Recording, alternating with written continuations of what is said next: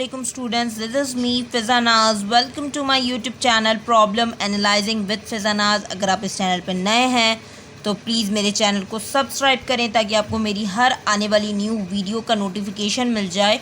Integral of cot cube 2x है। सबसे पहले मैंने क्या किया, कॉट क्यूब 2x को कॉट स्क्वायर 2x और कॉट 2x में ब्रेक कर दिया। हम यहाँ पर ट्रिग्नोमेट्री आइडेंटिटी यूज़ करेंगे। मुझे पता है कि 1 plus cot square X cosec square X के इक्वल होता है, तो कॉट स्क्वायर एक्स इक्वल हो गया कॉसेक स्क्वायर एक्स माइनस 1 के। मैं इस कॉट स्क्वायर 2x की जगह लिख दूंगी कॉसेक स्क्वायर 2x माइनस 1। यहाँ पर एंगल 2x है तो मैं यहाँ पर 2x लिखूँगी, ठीक है। अब कॉट 2x मल्टीप्लाई हो रहा है कॉसेक स्क्वायर 2x माइनस 1 के, और dx को मैं इन दोनों के साथ लिख दूंगी। किस तरह से, integral of cot 2x cosec square 2x, ये आ गया dx।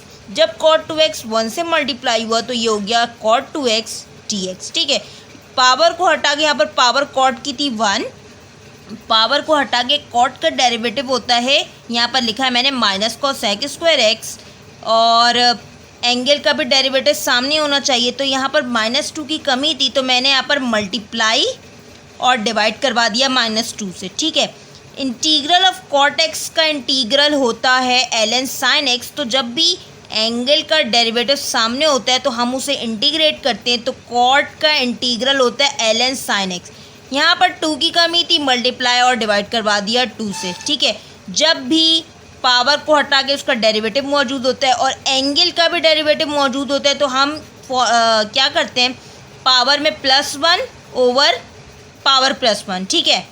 और जब भी एंगल का डेरिवेटिव सामने होता है तो हम उसे इंटीग्रेट करते हैं, तो यहाँ पर हो गया -12 कॉट पावर में +1 यानी 1 + 1 2, 2x ओवर पावर में +1 यानी 2, -12 कॉट 2x का इंटीग्रल हो गया ln sine angle is 2x + c। तो ये हो गया -1/4 cot square 2x -1/2 ln sine 2x + c।